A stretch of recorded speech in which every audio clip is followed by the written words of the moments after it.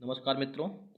आज आपके सामने वर्ष 2016 में यूपी टेट में हिंदी भाग का सटीक विश्लेषण किया जा रहा है। तो ज़्यादा देर न करते हुए हम आते हैं प्रश्न संख्या 31, जो हिंदी का पहला प्रश्न है। चूहा बिल से बाहर निकला, ये आपका प्रश्न पूछा गया था, जिसमें आपको बताना था कि इसका कारक क्या है। तो आपको 5 सेकंड का मौका दिया जा रहा है, आप इसी में देखिए, अन्यथा हम उत्तर और विश्लेषण दोनों बताते हैं आपको।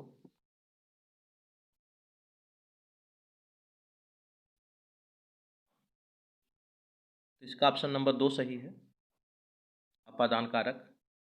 आप जानते ही हैं, जब कोई वस्तु कहीं से अलग होती है तो वहाँ पे कौन सा कारक होता है? अपादान कारक। प्रश्न संख्या 32 में देखिए, अत्याचार।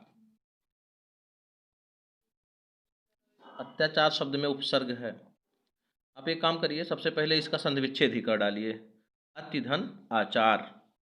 तो आपके समझ में इसका ऑप्शन बहुत सही से आ जाएगा। फिर भी आप अपना ऑप्शन टिक टिक करिए, इसके बाद हम उत्तर बता रहे हैं।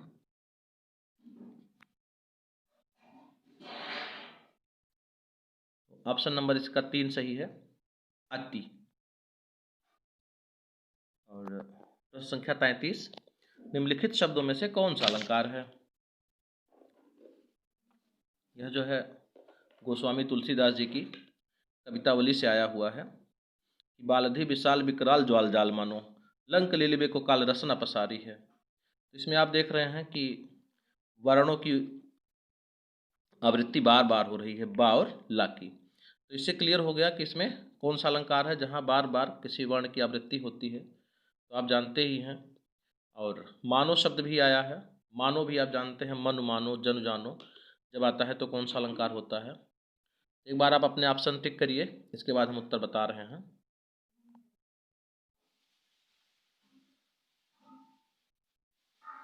इसका ऑप्शन हो गया उत्प्रेक्षा और अनुप्रास, अर्थात ऑप्शन नंबर 3।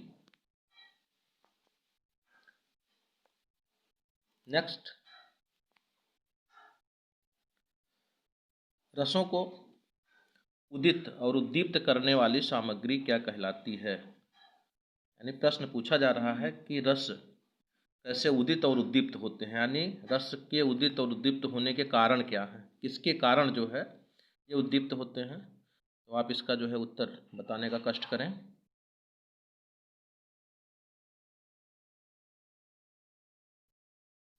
तो इसका उत्तर हो जाएगा विभाव।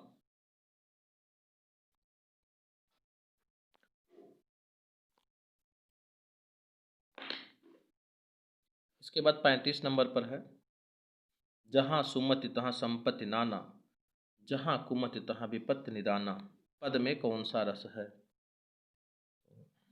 आपके समक्ष जो पेपर है आप उसमें देख रहे हैं करुण रस पे निशान लगा हुआ है, लेकिन यह गलत है। आप अपने उत्तर को जो है टिक करिए।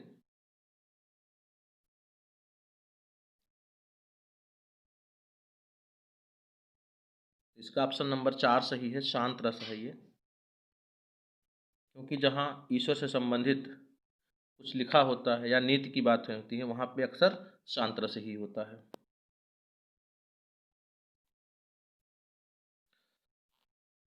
प्रश्न संख्या 36 में राम ने, देखिए इसमें शुद्ध वाक्य पूछा है, क्या है कि शुद्ध वाक्य क्या है। क्योंकि सब पास्ट टेंस में लिखा हुआ है तो राम ने बिल्कुल सही है। इसके बाद हम देखेंगे कि कहाँ पे गलती हुई है इसमें। तो राम ने एक थैला और 2 पुस्तकें पुस्तकें खरीदी, ऑप्शन नंबर 1। दूसरा आप देख ही रहे हैं, राम ने एक थैला और 2 पुस्तकें खरीदी।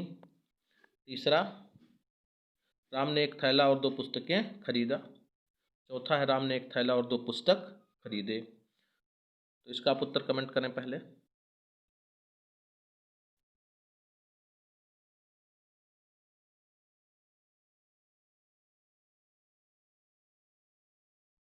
आप देख रहे हैं, राम ने एक थैला और 2 पुस्तकें खरीदी, पहला ऑप्शन। दूसरा है खरीदी, तो ऑप्शन नंबर 1 सही है इसका, खरीदी।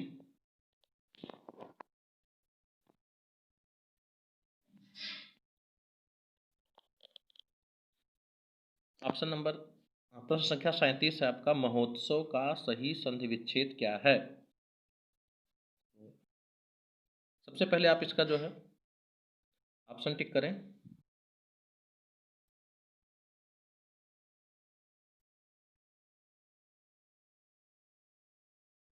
इसका ऑप्शन नंबर 1 सही है, महाधन उत्सव।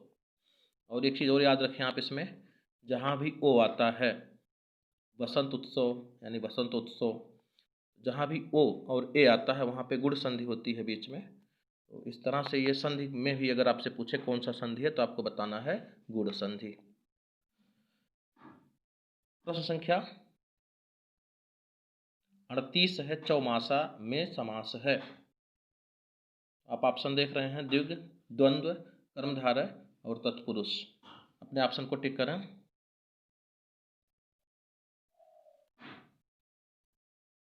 इसका ऑप्शन नंबर 1 सही है, द्विग समास।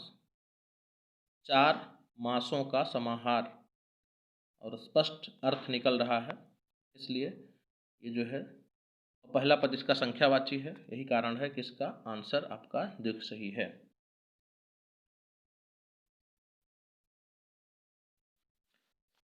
अब देखिए प्रश्न संख्या 39 है कि भाषा शिक्षक में होना आवश्यक नहीं है। ध्यान रखिए, एक भाषा शिक्षक में व्याकरण का ज्ञान होना अत्यंत आवश्यक है।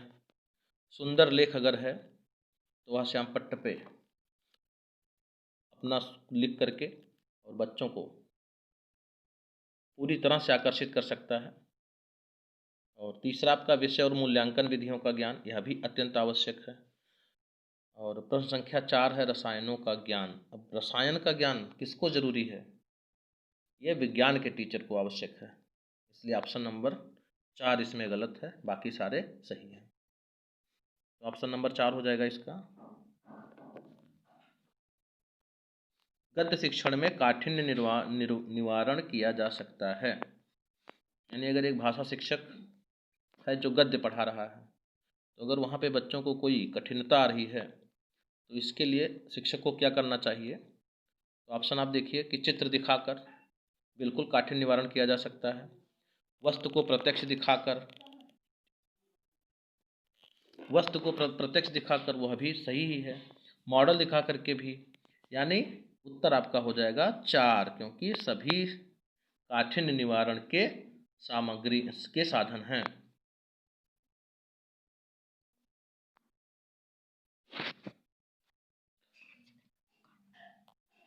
प्राथमिक स्तर पर कविता शिक्षण उपयोगी नहीं है। बहुत ही इंपॉर्टेंट प्रश्न है दोस्तों, आप इसका उत्तर पहले कमेंट करेंगे, इसके बाद हम इसका उत्तर बताने का प्रयास करेंगे। तो देखिए, प्राथमिक स्तर पर कविता शिक्षण उपयोगी नहीं है। प्राथमिक स्तर पर कविता शिक्षण उपयोगी नहीं है। तो आप देखिए, जिससे छात्र सरलता से समझ सकें, पहला ऑप्शन। दूसरा है, जो कविताएं छात्रों को सृजनशीलता को बढ़ाने वाली हों। तीसरा, जो कविताएं अंतर्राष्ट्रीय वादों से संबंधित हों। और चौथा ऑप्शन, जिनमें नीति, हास्य, वीरता, देशभक्ति जैसी भावनाएं निहित हों।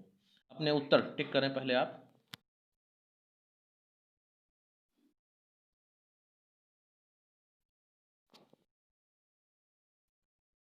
ऑप्शन नंबर इसका 3 सही है, क्योंकि प्राथमिक स्तर के बच्चों को अंतर्राष्ट्रीय वादों से संबंधित कविताओं से कोई मतलब नहीं होता है। ये कविताएं उनके लिए कठिन भी होती हैं और उनके लिए उपयोगी भी नहीं होती हैं। बाकी ऑप्शन नंबर 1, 2, 3, 1, 2 और 4 ये सब ठीक हैं।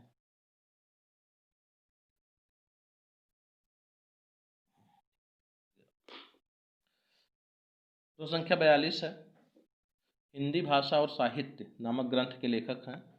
अपने उत्तर टिक करें आप सबसे पहले। हिंदी भाषा और साहित्य नामक ग्रंथ के लेखक हैं।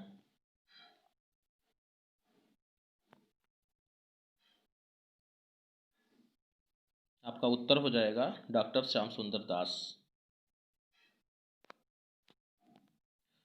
तो संख्या 43, प्रश्न संख्या 43 है, भाषा सिखाने का सही क्रम है।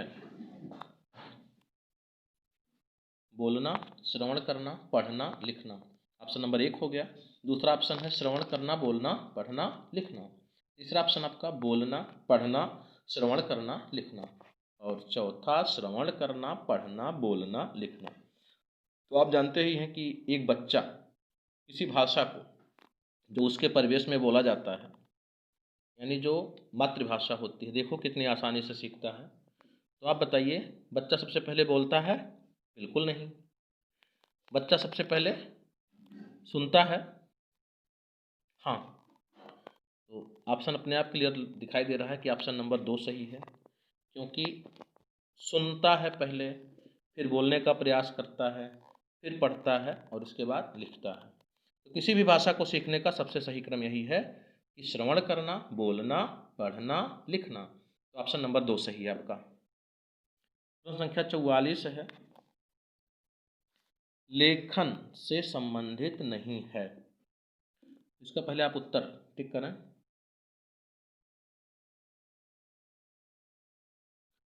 अब हम लोग इसका विश्लेषण करते हैं। अब लिखने के लिए अगर आपका बैठने का उचित ढंग नहीं रहेगा तो आप ना तो सही से लिख पाएंगे और ना ही ज़्यादा देर तक लिख सकते हैं, अगर आप उचित ढंग से नहीं बैठे हैं तो। दूसरा ऑप्शन है आपका शुद्ध उच्चारण, यानी लिखने के लिए शुद्ध उच्चारण की आवश्यकता है या नहीं है। और तीसरा है लेखनी पकड़ने का ढंग, अगर आपने लेखनी सही से नहीं पकड़ी है तो भी आप अच्छे से नहीं लिख सकते हैं। और चौथा है आँखों से कागज़ की दूरी, अगर आँखों से कागज़ की दूरी बहुत दूर हो गई तो भी आपको लिखने में दिक्कत हो सकती है। इसलिए इसका ऑप्शन नंबर 2 लेखन से संबंधित नहीं है, अर्थात ऑप्शन नंबर 2 सही है। अब बढ़ते हैं हम लोग अगले प्रश्न की ओर। अगला प्रश्न है, या लकुती अरु कामरिया पर राज तिहु पुर को तजी डारों, किसकी पंक्ति है? तो सबसे पहले आप अपने ऑप्शन बताएं। चलिए अब हम आपको बताते हैं। इसका ऑप्शन नंबर 3 सही है, यानी इसके लेखक रसखान हैं। और रसखान की 2 रचनाएं हैं, एक है सुजान रसखान और दूसरी प्रेम वाटिका। ऑप्शन नंबर 46, प्रश्न संख्या 46, उपन्यास एवं विवेच्य विषय की दृष्टि से असंगत युग्म हैं। तो सबसे पहले आप ये जान लीजिए कि ये चारों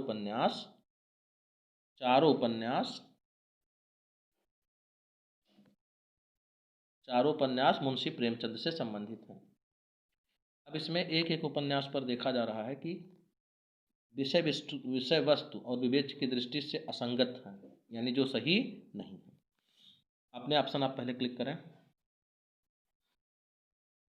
चलिए बताते हैं इसका उत्तर। वरदान में रजवाड़ों की दासियों की समस्याओं पर नहीं लिखा गया है, यह आपका प्रेम कथा पर आधारित है, इसलिए ऑप्शन नंबर 1 सही हो जाएगा और बाकी सारे सही हैं। यह अति महत्वपूर्ण प्रश्न है, चारों ऑप्शन को सही से पढ़ लें, हो सकता है अगले पेपर में फिर यह प्रश्न दोहरा दिया जाए। हम लोग आगे बढ़ते हैं प्रश्न संख्या 47 पर। आचरण की सभ्यता के निबंधकार कौन हैं? तो आप जानते ही हैं कि आचरण की सभ्यता नामक निबंध किसने लिखा है। पहले अपने उत्तर टिक करें।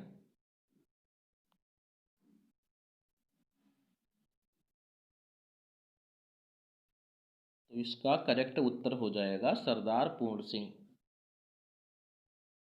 सरदार पूर्ण सिंह के 6 मुख्य निबंध हैं, आप चाहें तो इसको लिख सकते हैं। नंबर 1 सच्ची वीरता, नंबर 2 आचरण की सभ्यता, नंबर 3 मजदूरी और प्रेम, नंबर 4 अमेरिका का मस्त योगी वाल्ट व्हिटमैन, नंबर 5 कन्यादान और नंबर 6 पवित्रता। मित्रों इसमें याद रखिएगा कि मजदूरी और प्रेम, कन्यादान ये भी अक्सर पूछा जाता है। 48 शब्द है, 48 प्रश्न है कि विरासत शब्द का अर्थ है प्रकृति से प्राप्त, पुरखों से प्राप्त, मित्रों से प्राप्त या मूल्य देकर खरीदा हुआ। तो इसका उत्तर बिल्कुल सबका सही जाएगा, क्योंकि जब भी हम किसी के बारे में, किसी बड़े खानदान के बच्चे के बारे में कुछ कहते हैं तो क्या कहते हैं, यही कहते हैं ना कि इनको तो भाई विरासत में मिला है, अर्थात पुरखों से प्राप्त है। तो ऑप्शन नंबर 2 सही है। 49 है निर्बल का विलोम है। तो निर्बल का विलोम आपने उत्तर टिक करें। निर्बल का विलोम आपका सबल हो जाएगा। और प्रश्न संख्या 50 है, हिंदी का प्रथम मौलिक उपन्यास किसे माना जाता है। इसके जितने ऑप्शन दिए गए हैं सारे महत्वपूर्ण हैं, कभी भी किसी भी परीक्षा में पूछे जा सकते हैं। तो सबसे पहले हम जान लेते हैं कि कौन सा उपन्यास किसने लिखा है। सबसे पहला आपका है नूतन ब्रह्मचारी, जिसको लिखने वाले हैं बालकृष्ण भट्ट। दूसरा उपन्यास आपका है तितली, तितली के लेखक हैं प्रसाद। और तीसरा उपन्यास है त्यागपत्र, लिखने वाले हैं जैनेन्द्र कुमार। और चौथा उपन्यास आपका परीक्षा गुरु, जिसको लिखने वाले हैं लाला श्रीनिवास दास। तो इन उपन्यासकारों के नाम आप कंठस्थ कर लीजिए, अति महत्वपूर्ण है ये। अब हम लोग बढ़ते हैं इसके उत्तर की ओर। तो इसका उत्तर क्या है, आप अपने उत्तर को टिक करें। तो इसका उत्तर जो परीक्षार्थी ने पेपर में लगाया है बिल्कुल सही है, परीक्षा गुरु। और इससे संबंधित कुछ बातें और जान लें। इस उपन्यास का प्रकाशन 25 नवंबर 1882 को हुआ था। और लाला श्रीनिवास जी इसके लेखक हैं। और अगर आपसे ऑप्शन में कभी आ जाए कि लाला श्रीनिवास दास किस युग के लेखक हैं, तो आपको उत्तर बताना होगा भारतेंदु युग के।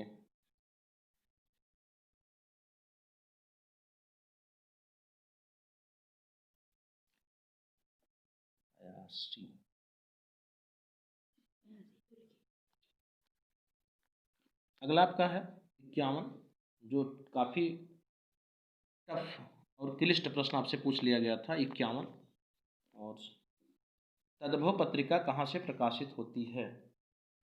तो तद्भव पत्रिका आपकी लखनऊ से प्रकाशित होती है। और इसका प्रकाशन मार्च 1999 से शुरू हुआ था। 1999 सन भी याद रखिएगा, 1999। और इसके संपादक हैं अखिलेश। हम बढ़ते हैं अगले प्रश्न की ओर। कटहरा शब्द का तत्सम रूप क्या है।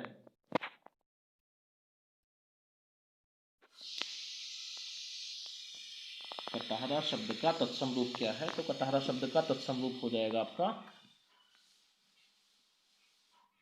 ऑप्शन नंबर 1 कटहल।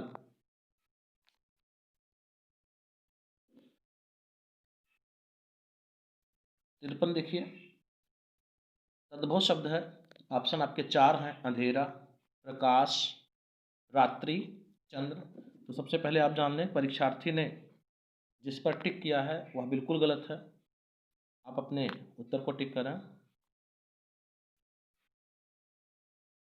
तो इसका सही उत्तर हो जाएगा अंधेरा, यानी ऑप्शन नंबर 1 सही है। और 54 आपका एक मुहावरा आ गया, लोकोक्ति आ गई कि आंख एक नहीं कजरोटा 10-10। तो बिल्कुल आपको स्पष्ट दिखाई दे रहा है कि इसका उत्तर क्या हो सकता है। आंख में काजल लगाना बिल्कुल गलत है। आंख में काजल लगाना बिल्कुल गलत है। आंखों की देखभाल करना भी आपका ऑप्शन गलत ही है। लाइलाज बीमारी भी गलत है। तो ऑप्शन नंबर आपका कौन सा सही हो जाएगा, उत्तर अपने टिक करें, option number 1।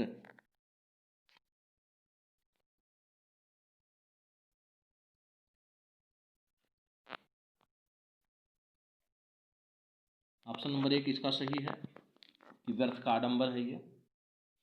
56 number 55 number question है आपका, निम्नलिखित में पुल्लिंग शब्द है रात, बात, मात, गीत। इसमें आप देख रहे हैं आपका उत्तर कौन सा सही जाएगा, क्योंकि जितने आपके ऑप्शन दिए गए हैं सभी के अंत में ता आया हुआ है, तो इसमें कभी कभी दिक्कत भी हो जाती है हमें। फिर भी आप अपने उत्तर को टिक करें। सबसे पहले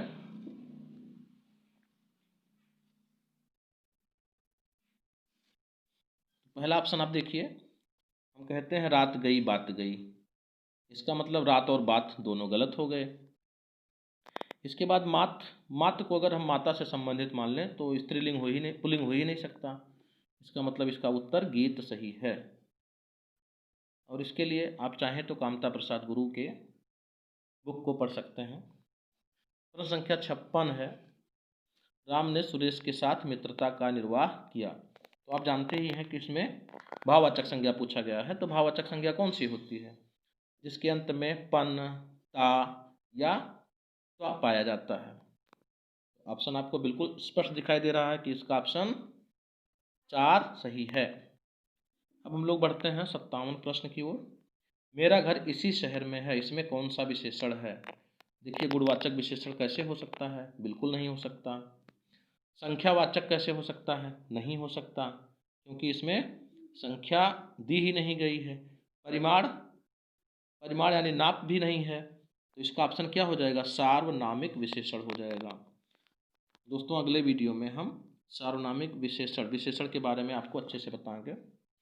नेक्स्ट प्रश्न है आपका 58, पिता ने समझाया कि सदा सत्य बोलना चाहिए। तो अंग्रेजी की तरह हिंदी में भी बनावट की दृष्टि से 3 प्रकार के वाक्य होते हैं, सरल वाक्य, मिश्र वाक्य और संयुक्त वाक्य। संयुक्त वाक्य का ऑप्शन इसमें नहीं है।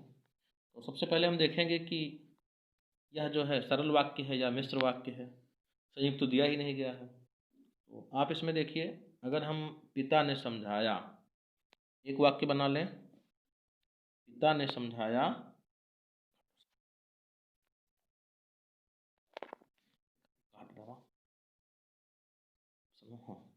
पिता ने समझाया, इतना हम एक वाक्य बना लें और दूसरा वाक्य बना लें कि सदा सत्य बोलना चाहिए। देखिए बिल्कुल क्लियर दिखाई दे रहा है कि कहीं भी अगर हम लिखें कि सदा सत्य बोलना चाहिए, कि सदा सत्य बोलना चाहिए, तो यह अपने आप में स्पष्ट नहीं है। तो इस प्रकार से हो जाएगा आपका मिश्र वाक्य। और मिश्र वाक्य की पहचान ही होती है कि इसमें कि, जबकि, क्योंकि यह शब्द दिया रहता है बीच में जोड़ने के लिए। अगर तथा और से जुड़ा हुआ है तो वह आपका संयुक्त वाक्य हो जाता है। हम लोग प्रश्न संख्या 59 पर बढ़ते हैं। कृतज्ञ किसका संक्षिप्तीकरण है। तो इसको हम लोग बहुत पहले ही जब बचपन से ही पढ़ते आ रहे हैं कि जो उपकार को नहीं मानता है उसे क्या कहते हैं। तो आपका उत्तर बिल्कुल सही है, ऑप्शन नंबर 4। अब प्रश्न संख्या 60 की तरफ बढ़ते हैं। प्रश्न है आपका शुद्ध वर्तनी वाला शब्द है, तो इसमें श्रृंगार को ही दिया गया है। और हम जानते हैं कि श्रा, श्रा शब्द कैसे बना हुआ है, श्रा वर्ण कैसे बना हुआ है, यह आपका बना हुआ है बड़ा शा प्लस रा से बना हुआ है। अब इसमें हम देखेंगे, कभी भी अगर आपसे ऑप्शन पूछेगा प्रश्न में कि श्रा संयुक्त वर्ण किससे बना है, तो आप बताएंगे बड़ा शा प्लस रा से। अब इसमें पूछा है कि सही वर्तनी क्या है, तो आप जानते हैं कि एक बार शा में रा लगा हुआ है और नीचे आप देख रहे हैं री। जब भी शा के साथ श्रा में री लगता है तो उसमें से एक रा को हम खत्म कर देते हैं, यानी जैसे जैसे इतना रा हम इसमें से खत्म कर देते हैं, इतना रा इसमें से हम समाप्त कर देते हैं, तब जाके हम री का मात्रा लगाते हैं। तो यह कहीं भी कभी भी अगर आपसे पूछा जाए तो आप इसको जब भी लिखेंगे तो एक को ख़त्म कर देंगे। इस तरह से आपका ये ऑप्शन नंबर 1 सही है। इस तरह से हम इसका विश्लेषण किए हैं। अगर आपको अच्छा लगे तो कमेंट, शेयर, सब्सक्राइब ज़रूर करें। धन्यवाद।